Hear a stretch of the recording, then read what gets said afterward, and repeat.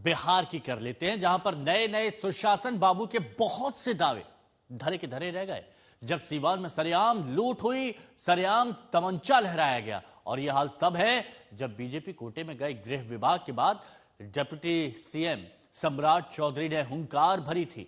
बिहार को अपराध मुक्त करने का संकल्प लिया, योगी मॉडल अपनाते हुए बुलडोजर दौड़ाने लगे, और ऐसी बात भी उन्होंने कही थी। अब ये तस्वीरें आप देखिए। तो बिहार में फिर से एनडीए ने सत्ता संभाली तो पूरा फोकस कानून व्यवस्था पर हो गया।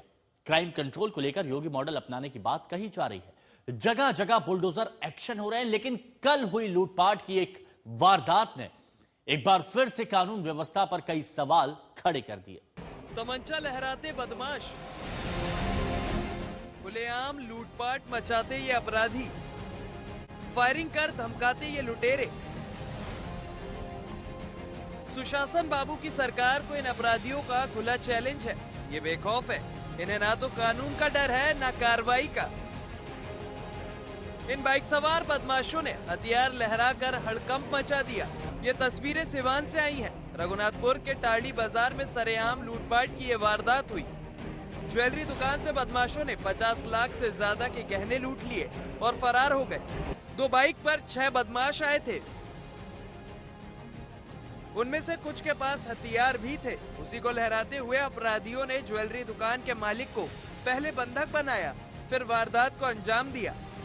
ज्वेलरी दुकान से कीमती गहनों को बदमाशों ने लूट लिया और भागने लगे तो उन्होंने गोली चलाई और जान से मारने की धमकी भी दी। चश्मदीदों के मुताबिक लुटेरों ने 10 से 12 राउंड फायरिंग की। बिहार को अपराध मुक्त करने का इरादा जताने वाले बिहार के गृह मंत्री सम्राट चौधरी से जब इस लूटकांड पर सवाल हुआ तो उनका जवाब सुनिए।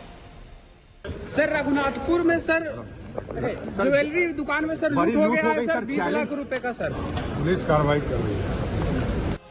सरकार अपराधियों को सबक सिखाने का दावा कर रही है। सिवान पुलिस कह रही है कि इस मामले की जांच चल रही है।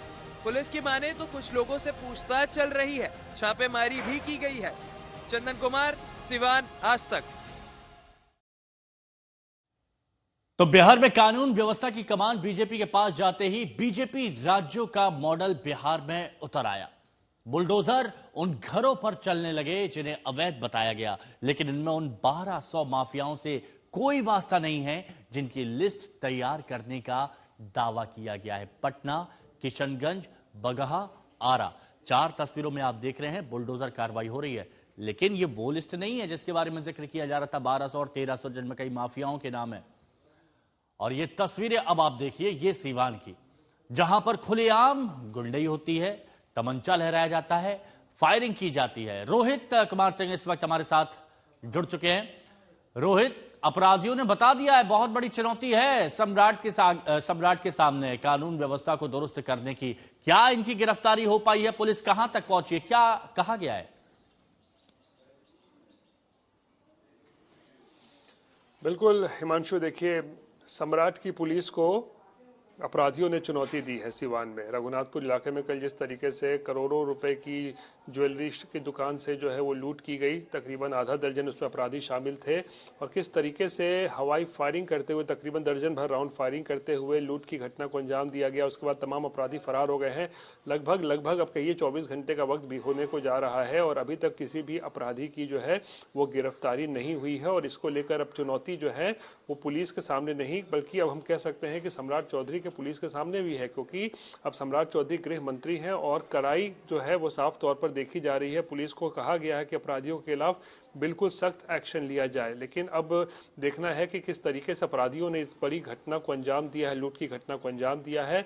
और ऐसे में अब सम्राट चौधरी की पुलिस कितनी जल्दी अपराधियों तक पहुंच पाती है, धरपकड़ करती है, ये एक कह सकते हैं बहुत बड़ी चुनौती पुलिस के सामने है। लेकिन लगभग 24 घंटे बीत चुके हैं और अभी तक पुलिस के हाथ जो है वो खाली हैं और अभी तक पुलिस ने इस पूरी घटना को लेकर कोई आधिकारिक तौर पर कोई जानकारी या कोई बयान भी जो है नहीं दिया है कि आखिर कितने करोड़ रुपए की जो है वो लूट हुई है, कितने अपराधी इसमें शामिल थे। पुलिस पूरी तरीके से जो है खामोश। और रोहित, ये वाली बात अब सरकार भी समझ रही होगी कि दावे करना और दावों को हकीकत में उतारना, बदलना बहुत मुश्किल होता है। शुक्रिया आपका हमारे साथ जुड़ने के लिए।